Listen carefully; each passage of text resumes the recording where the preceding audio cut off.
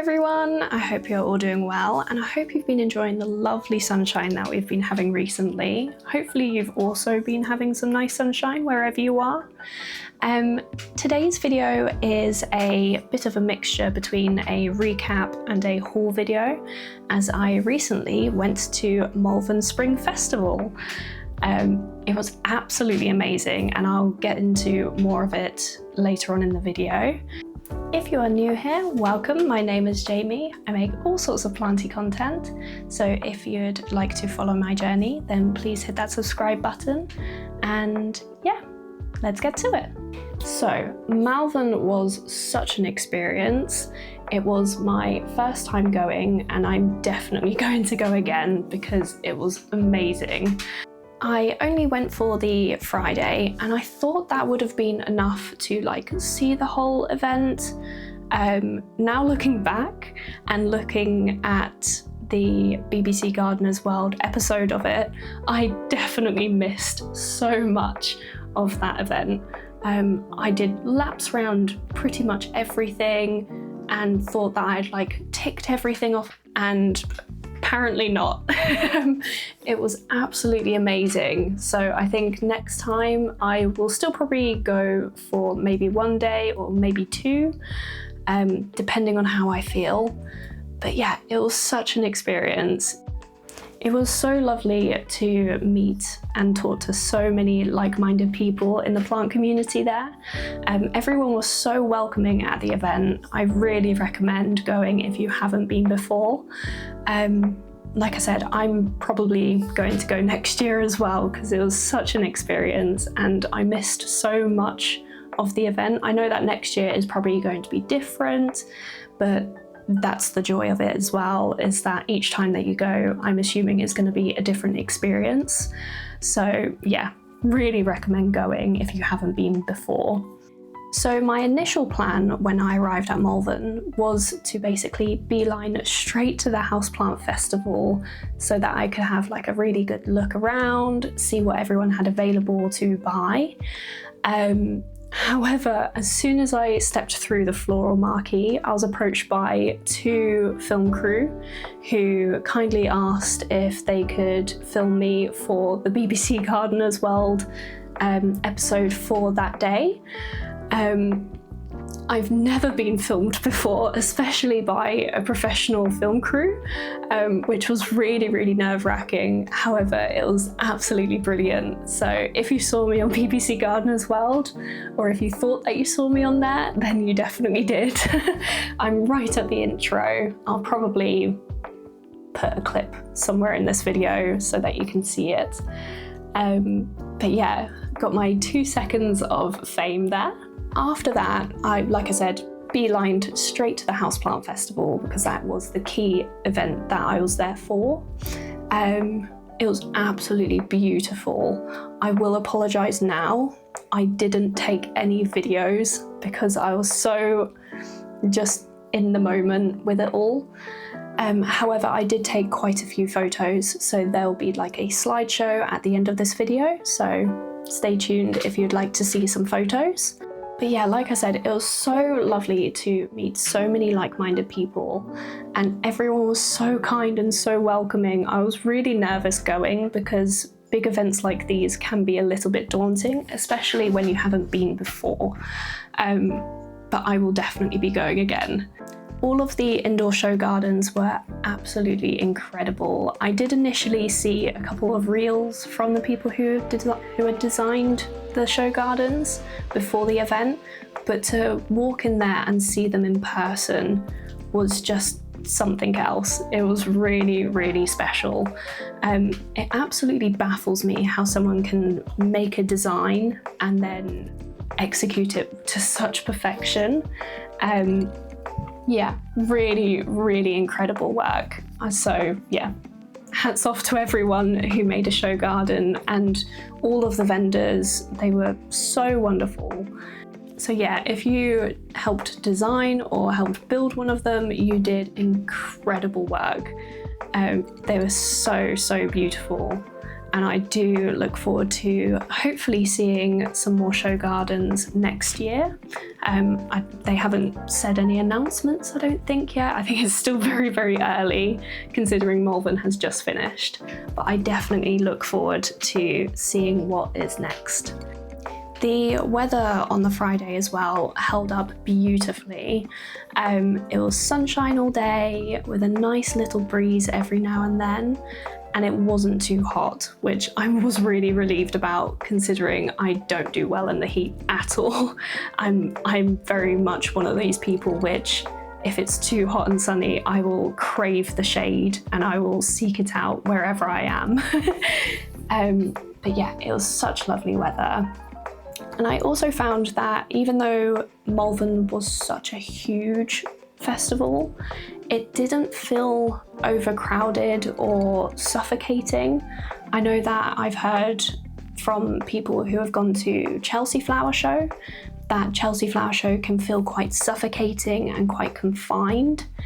But Malvern, if you felt too overwhelmed, there was also like green spaces, like little gaps in the field where there was just nothing really there, except for like some tables and chairs and everything. So it was really, really lovely. It just felt quite accommodating in that sense, that it wasn't just all huddled into this one confined area.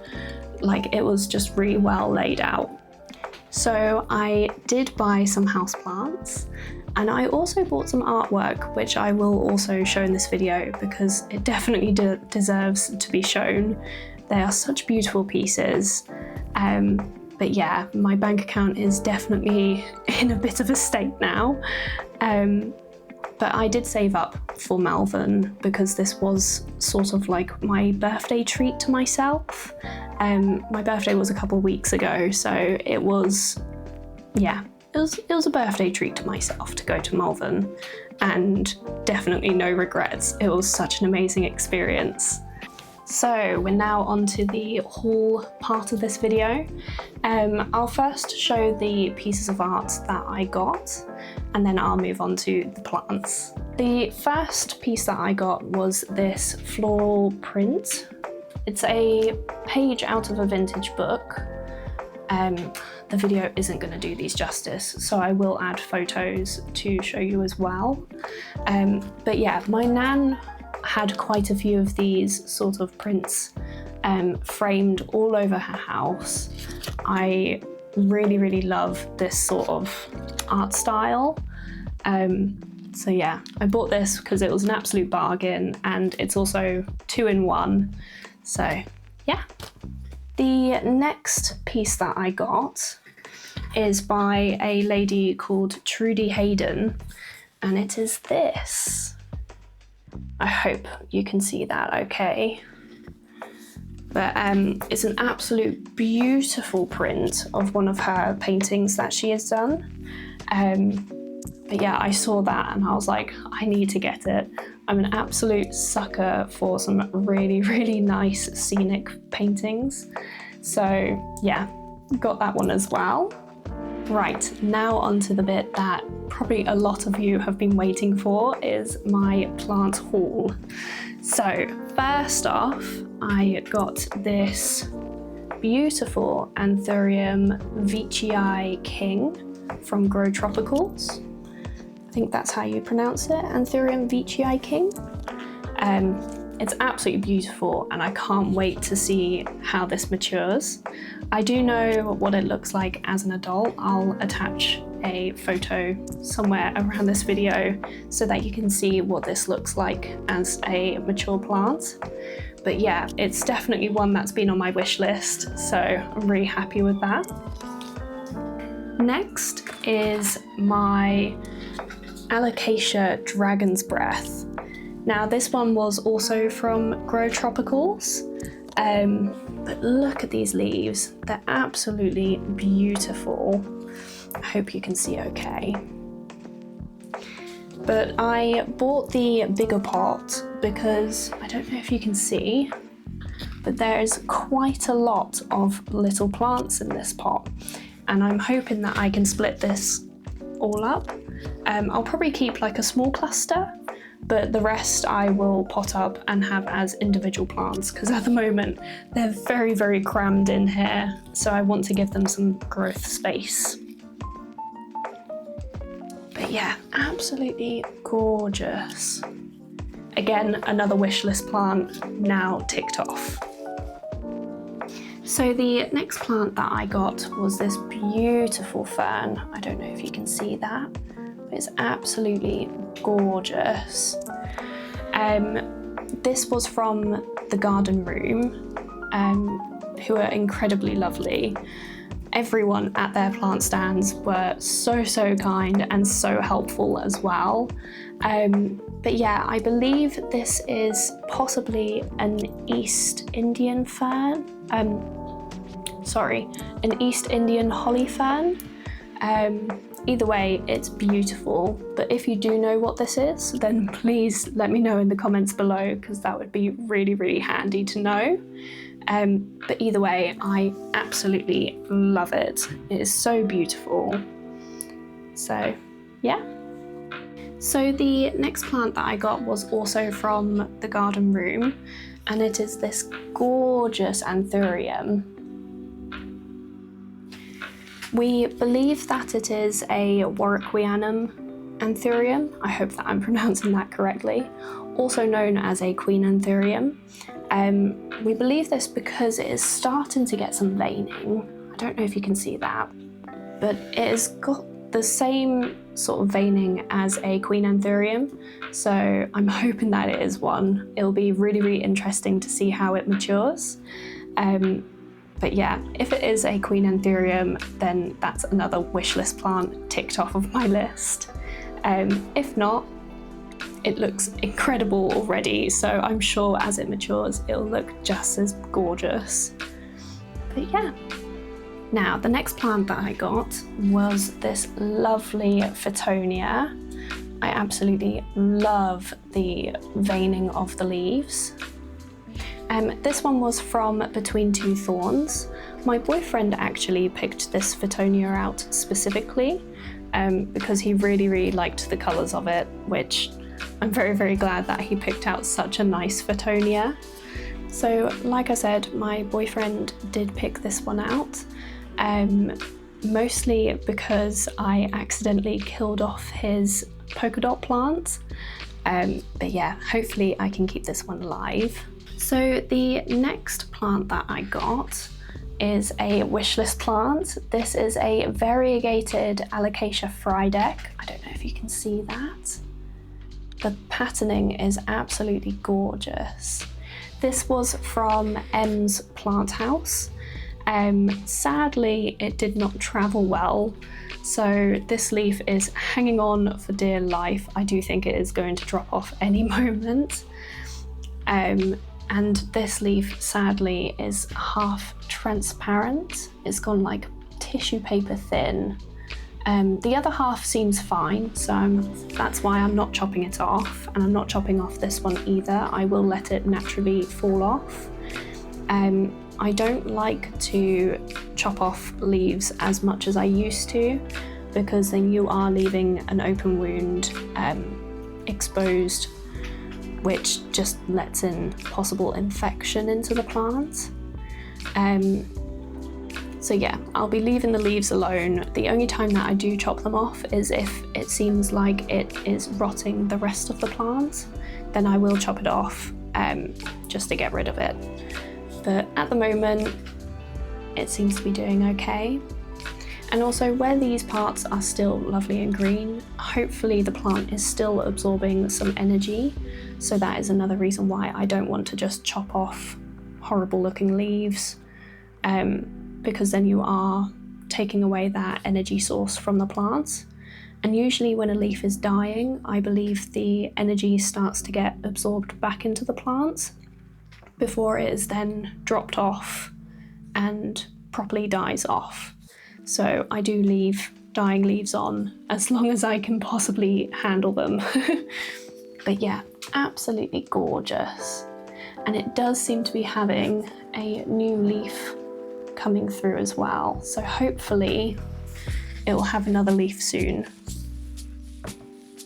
Another plant that I got from Em's plant house is this lovely little cactus.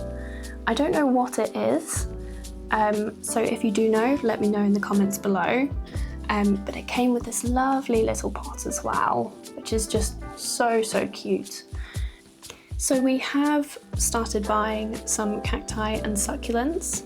I've been meaning to get some more as well, because our south-facing window gets such strong sunlight that it is just too strong for quite a lot of plants. I've had to move quite a lot of plants away from the window, purely because their leaves are starting to get scorched, or they're just not looking very healthy, because the sun and the heat from that window is so strong that it is just too much for quite a lot of plants. So more cacti and succulents are needed. But yeah, so gorgeous. Another plant that I have ticked off of my wish list is this gorgeous Drosera capensis alba. I bought this from Hampshire Carnivorous Plants, also known as Hant's Fly Traps, I believe. I highly recommend, if you want any carnivorous plants, then go check them out, because their plants just seem so healthy and so strong, and really decently priced. I've been meaning to go to one of their open days, because you can actually go to an open day and actually see their conservatories and greenhouses.